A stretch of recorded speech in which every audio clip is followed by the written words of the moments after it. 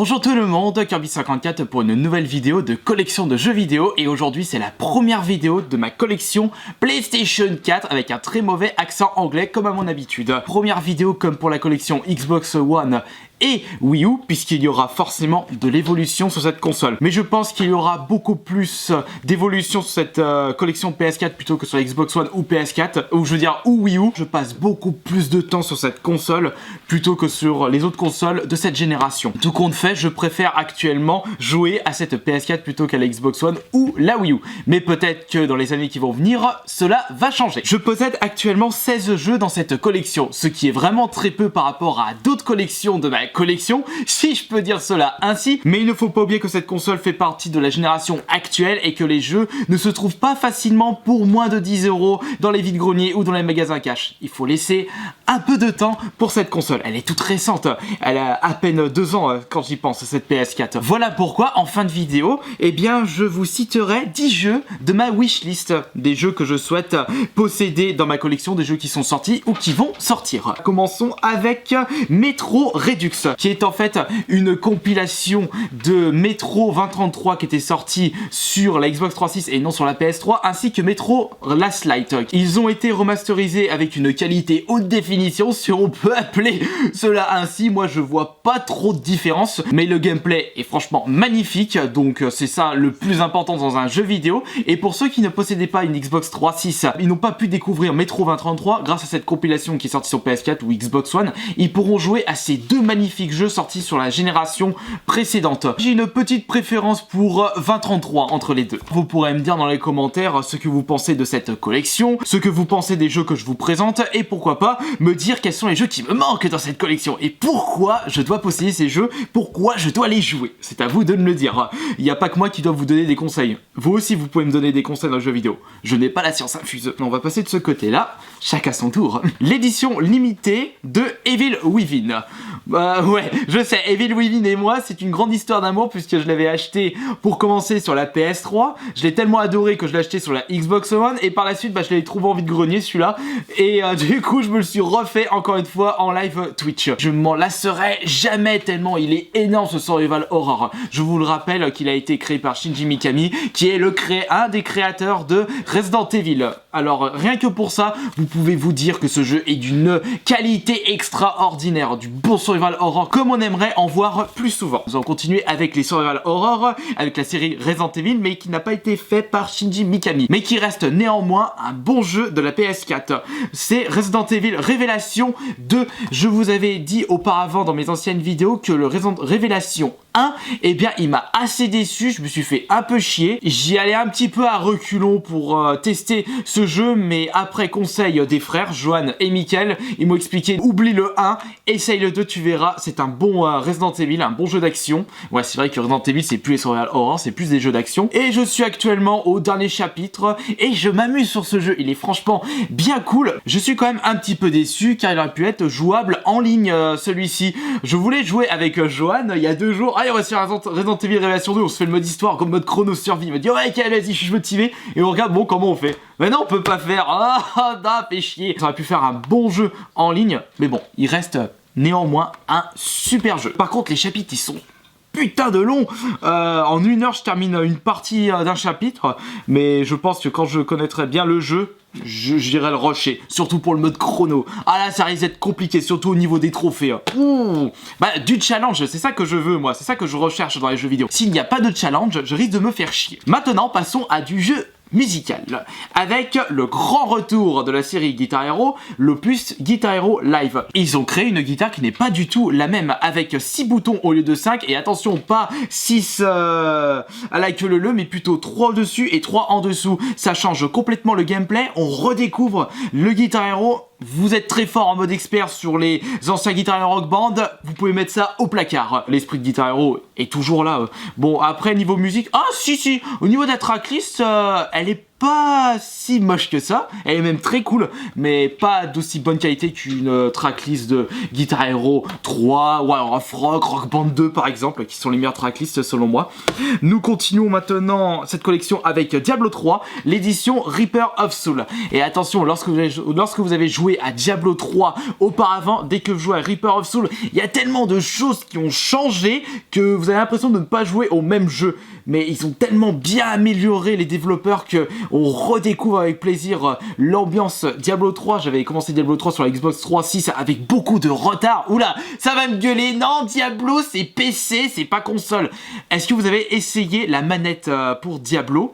Après, si vous aimez pas la maniabilité manette alors que vous avez testé les deux, je peux comprendre. Mais les PCs qui crachent alors qu'ils n'ont jamais testé la maniabilité manette, ne dites pas de mauvaises choses puisque franchement ça vaut vraiment le coup d'œil. Et Reaper of Soul, je l'avais juste acheté pour pouvoir jouer avec Johan, et j'attends que Mickaël achète sa PS4 comme Arthur a sa PS4 et on joue à 4 en même temps sur Diablo 3. Là ça va être le feu. Je possède également, comme le dit mon frère jumeau, je suis vierge en ce qui concerne les Dark Souls, Dark Demon, ainsi que Bloodborne. Je n'en ai testé aucun. Je veux tellement le découvrir en même temps que vous, c'est-à-dire en live Twitch complet, me voir en train de gueuler comme pas possible, de dire merde, faut pas passer par là, ah, je me suis fait tuer, fait chier ce jeu de fou furieux.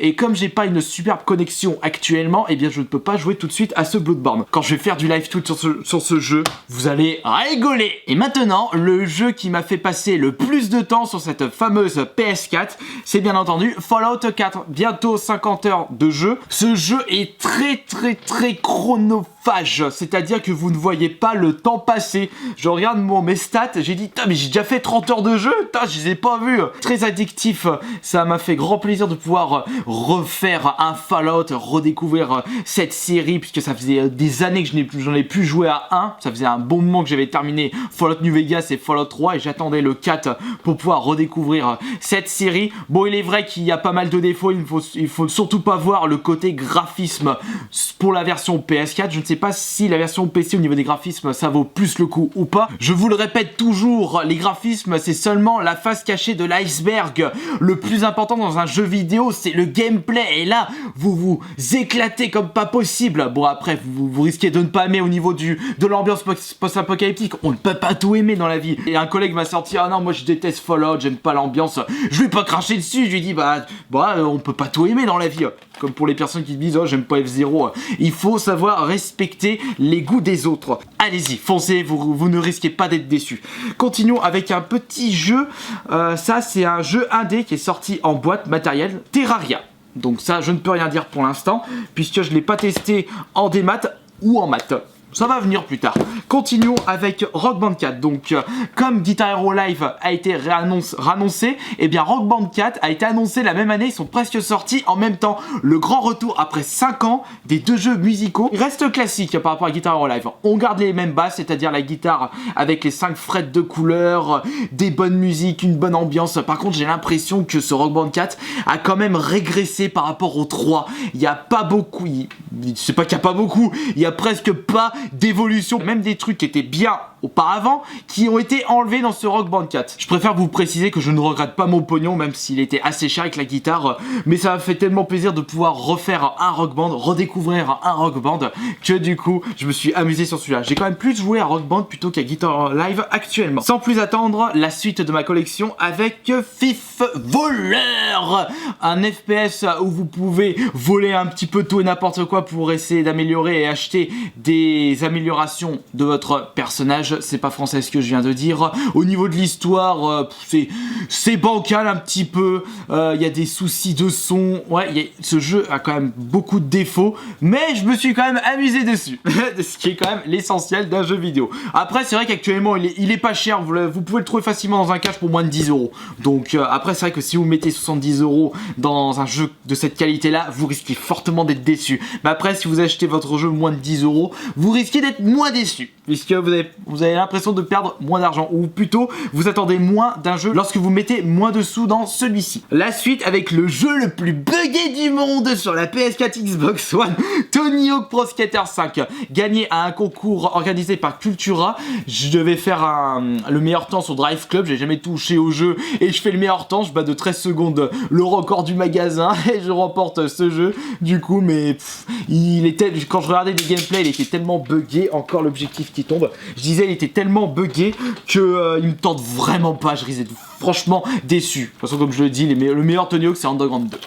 Mais je garde quand même pour ma collection parce que c'est un trophée d'un concours gagné. Continuons avec Evolve. Celui-là je l'ai pas ouvert parce que d'après ce que des personnes me disent sur internet, ça fait un peu le Left 4 Dead du pauvre. On ne peut pas jouer en solo hors ligne. Enfin ça c'est d'après ce que des personnes m'ont dit sur internet. J'ai pas testé, mais ça me fait chier moi personnellement quand des jeux on ne peut pas les jouer en mode solo hors ligne.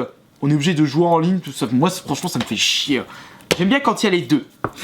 Nous continuons avec celui-ci, c'était un peu mon coup de cœur de cette année, Tropico 4 sur la Xbox 360. Je m'attendais pas à jouer à un jeu de simulation à la SimCity où vous êtes un dictateur d'île, tellement il est bourré d'humour et vous pouvez faire tellement de choses sur ce jeu qui m'a vraiment plu. Je suis resté des heures dessus que du coup il me fallait celui-ci pour ma collection PS4. Tropico 5. Mais comme j'ai tellement squatté le Tropico sur la 3.6, et ben je ne joue pas beaucoup à celui-ci. J'ai pas l'impression qu'il y a beaucoup d'améliorations.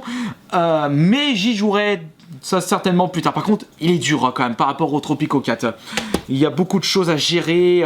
La carte, vous devez utiliser une armée pour pouvoir visiter et du coup construire sur les zones inexplorées. J'en suis très satisfait une nouvelle fois. J'adore Tropico. Maintenant, nous passons avec Watch Dogs.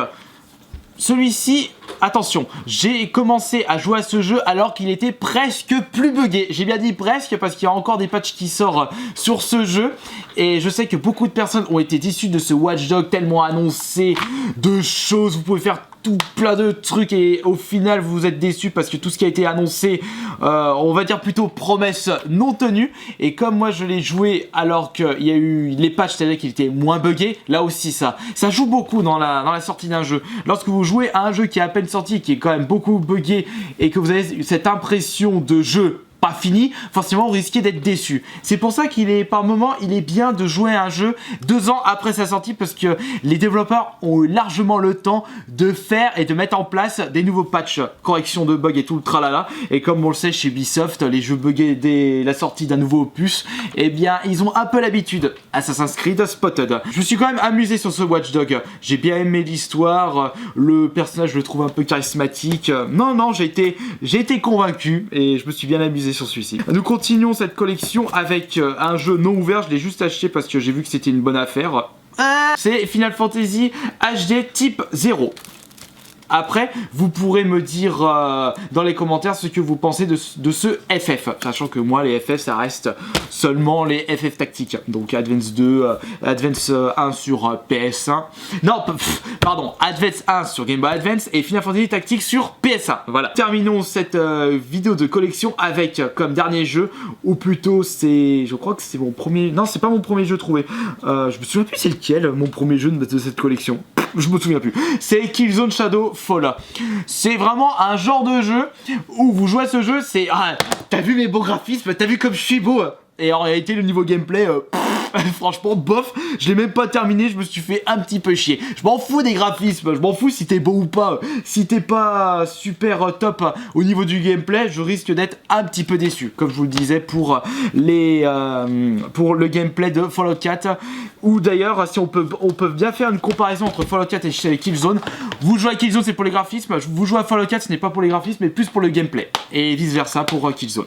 Avis personnel bien entendu. C'est terminé pour cette vidéo de collection. J'ai pu vous présenter cette petite collection de 16 jeux PS4. Il risque d'en avoir plus qui vont arriver d'ici les prochaines semaines, les prochains mois. Je pense que je ferai une prochaine vidéo de collection PS4 lorsque j'atteindrai 50 jeux. Maintenant, je vais peut-être vous dire ma petite wishlist. Quels sont les jeux que je recherche sur cette console ou qui vont sortir et que je souhaite jouer. Alors, nous avons bien entendu Borderlands Handsome Collection, de pouvoir me refaire les Borderlands et surtout le préquel que je n'ai toujours pas fait dans la génération précédente. Et puis, je souhaite les faire avec Johan. C'est pour ça aussi que j'ai pris une PS4, c'est pour jouer avec Johan, puisqu'il n'a pas envie d'acheter une Xbox One. Le deuxième jeu, c'est Call of Duty Black Ops 3. Alors, pourquoi je suis autant original sur ce coup-là? Bah, tout simplement parce que si je souhaite acheter un jeu pour pouvoir jouer avec vous, eh bien Black Ops 3 est le meilleur exemple, puisque lorsque je jouais un jeu avec vous sur la PS3, c'était Black Ops 2, donc je ferai pareil pour cette PS4 avec Black Ops 3. De toute façon, je vous préviendrai lorsque j'achèterai ce fameux Black Ops 3. Troisième jeu, c'est Dead Island 2. Il n'est pas encore sorti, mais avant qu'il sorte, il faudra peut-être que je me remette sur Dead Island Riptide. Quatrième jeu, c'est God of War 3. Je ne l'ai toujours pas fait, mais comme j'ai vu qu'ils ont sorti une version remaster et que je suis pas loin d'avoir terminé le God of War 2, eh bien je ferai la suite de l'histoire sur la version PS4 plutôt que la version PS3, même si je le possède. Mortal Kombat 10, bien entendu, fan des Mortal Kombat. Alors celui-ci aussi, je l'attends au tournant. Mirror Edge Cataclysme. Depuis le temps que j'attendais une suite de Mirror Edge, je me suis tellement éclaté sur ce jeu que il est tout à fait normal que j'attends ce prochain Mirror Edge. Un jeu de course aussi, Need for Speed, le dernier en date. Lorsque j'ai vu les images, ça m'a fait penser à Need for Speed Underground 3. Et je me suis dit, putain, je le trouve pas cher celui-là, allez, j'achète direct et je m'abuse dessus. Il y a également Payday 2, dans le but de jouer avec mes frères.